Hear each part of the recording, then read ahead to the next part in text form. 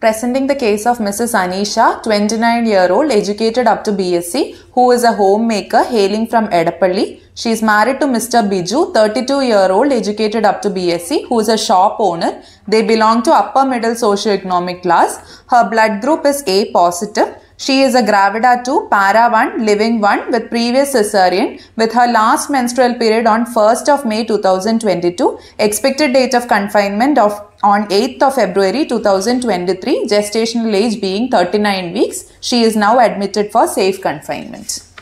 So it's a case of previous cesarean without any medical complication. No. So you admitted the patient for a safe delivery by 39 weeks. Okay. History of present pregnancy. First trimester, it's a spontaneous conception. Pregnancy was confirmed by urine pregnancy test at 45 days of amenorrhea. First antenatal checkup was done and investigations including CBC, that is hemoglobin, platelet count, thyroid profile, blood sugar examination, serological markers, urine routine examination, blood grouping and RH typing was done. Also, an early pregnancy scan was done at 6 weeks to confirm single live intrauterine gestation and with corresponding dates. When do you do the scan for dating? 6 to 8 weeks is preferable. 8 weeks, 8 to 10 weeks is the time for dating scan. Then only you are able to measure the crown drum length. What is the importance of doing a first trimester routine scan? 1, to identify whether dates are correct. Second, to see if it is an intrauterine gestation, rule out multiple pregnancy or ectopic pregnancy and molar pregnancy. So this advantage and also miss whether the pregnancy is growing, viability gestation. That is a most important is whether the pregnancy is growing or going for a missed abortion. She was started on folic acid tablets. She gave history of nausea and vomiting 2 to 3 episodes per day, but it was managed with oral medications, doxylamine. What are the drugs you give for? Doxylamine or ondansetron MSC tablets. No history of admissions for the same. Nuchal translucency scan was done at 13 weeks which showed normal NT. First trimester screening was done which included nuchal translucency. So we usually combine with NT and biochemical. There is not two scan, only NT plus 2 biochemical markers. That is a time for aneuploidy screening to rule out what are the... And trisomy 13, 18, 21 or increased risk for chromosomal anomalies and also congenital anomalies. Okay, so ideal time is to 11 plus 13 plus 6 days. No history of any fever with rash, urinary tract infection, exposure to teratogenic drugs or radiation. What is the teratogenic period? 4 days after missing period till 56 days, that is up to 12 weeks. Okay, what are the teratogenic drugs? Drugs commonly are thalidomide or lithium or antithyroid drugs like propylthiouracil, methimazole. Any antihypertensives? AC inhibitors and ARB. So you have to convert the AC inhibitors and ARBs into safer drug during pregnancy. Second trimester, she was started on iron and calcium supplements. Quickening was felt at 5 months of gestation. What is iron preparation we give? Sulfate tablets. When do you give the iron tablet? It is given half an hour before meals. Ideally, iron is given 1 time a day, that is in the afternoon, and calcium BD after meals. Okay. 2 doses of tetanus toxoid injections were taken 1 month apart. Anomaly scan was done at 20 weeks which showed no gross anomalies and Dopplers also were normal. 75 gram glucose tolerance test was done at 26 weeks which showed normal reports according to IAD-PSG criteria. No history of elevated BP recordings or pedal edema. No history of bleeding per vaginum or leaking per vagina.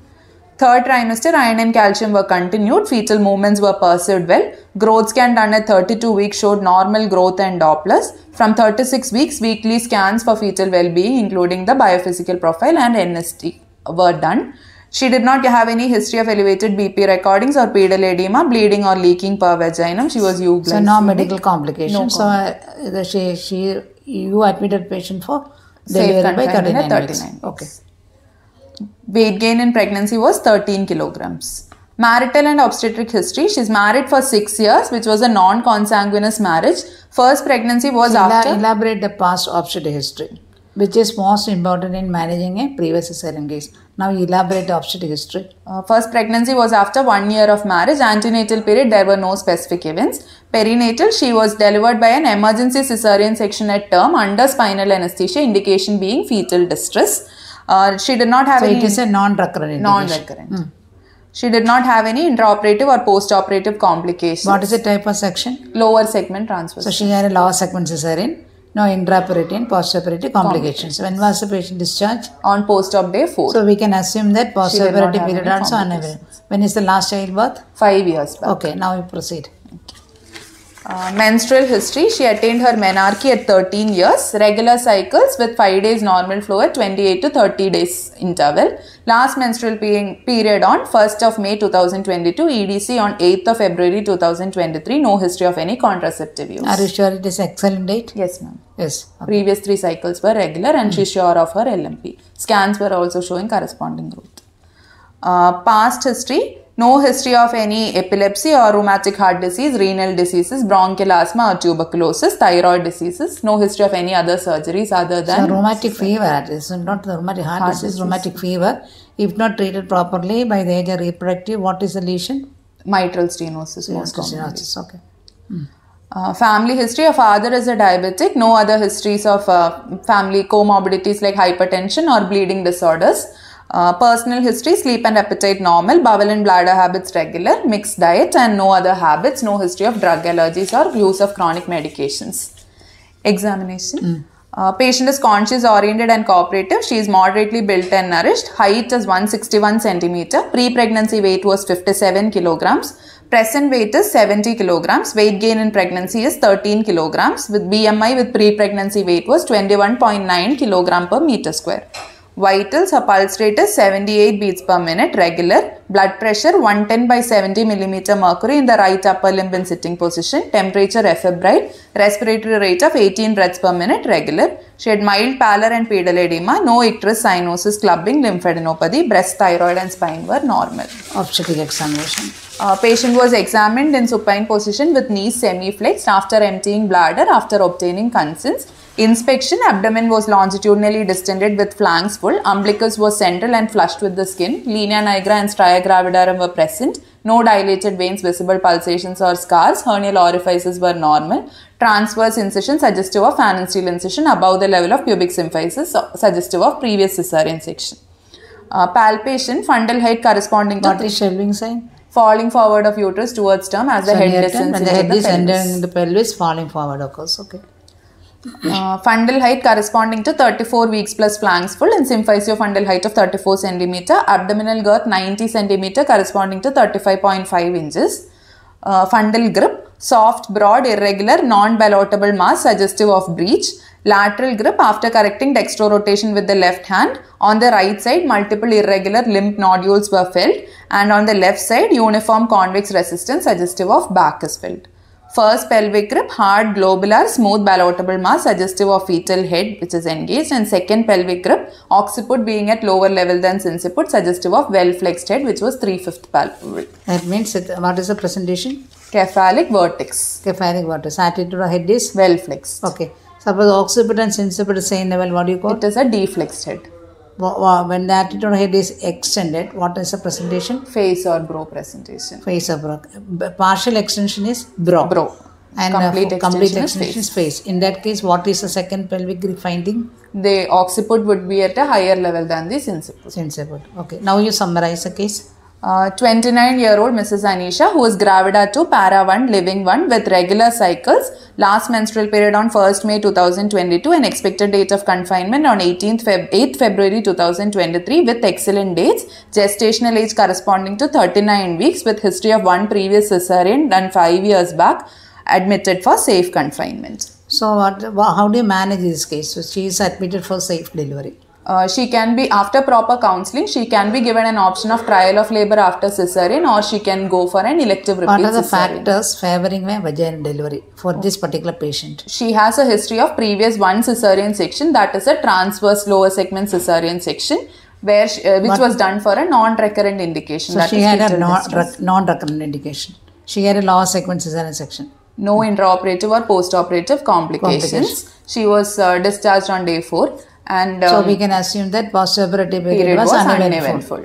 Last childbirth? 5 years back. What is the minimal interval between? 18 months minimum. 18 months. So now what is the present obstetric finding favouring a vaginal delivery? She has a singleton cephalic presentation, well flexed head, 3/5 palpable, average size baby. Now what will you do? How do you know that she can have a vaginal delivery?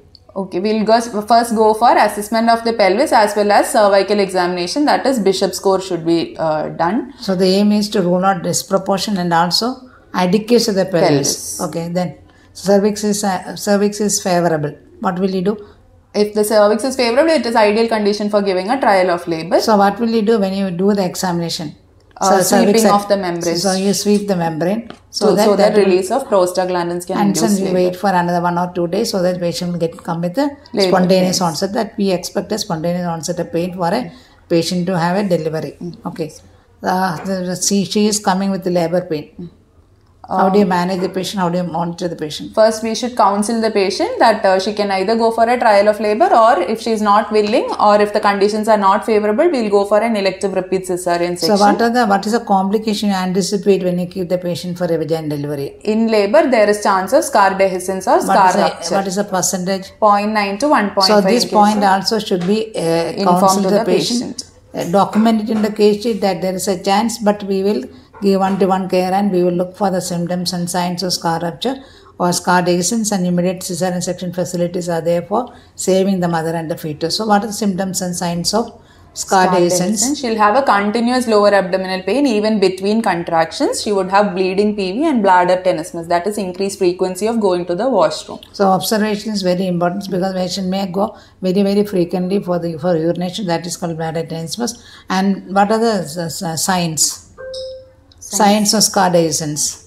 She's have continuous lower abdominal pain, that is even between contractions. That's a symptom actually. Sign is actually you are detecting. So you can see what you are connected to a CTG. So we'll see deceleration. That is the first sign, bradycardia. And then maternal hypotension and tachycardia. Hypotension comes only after rupture, and you missed the rupture and the patient went for hypovolemia and hypotension. We are monitoring the patient to prevent that situation. So you have to detect in the tachycardia. So tachycardia. And then if you go, sometimes patient may have bleeding also. Scar tenderness may be there. Bleeding also, and then when you put the catheter, the blood stain. These are all the evidences that she is having scar dehiscence. So what will you do immediately? We have to take up the patient for an emergency section. And then if there is a scar dehiscence, incomplete rupture, only the peritoneum will be intact. If it is a complete rupture, there is communication between the uterine cavity and the abdominal cavity. In that case, there is a scar dehiscence, there is a hematoma.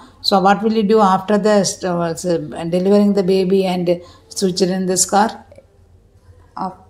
Is it possible for her to have another pregnancy? She can have, but before the onset of labor, she'll go for an elective cesarean section. Ideally, what you are supposed to do for the patient? Counsel the patient. No. In the table, there is a scar.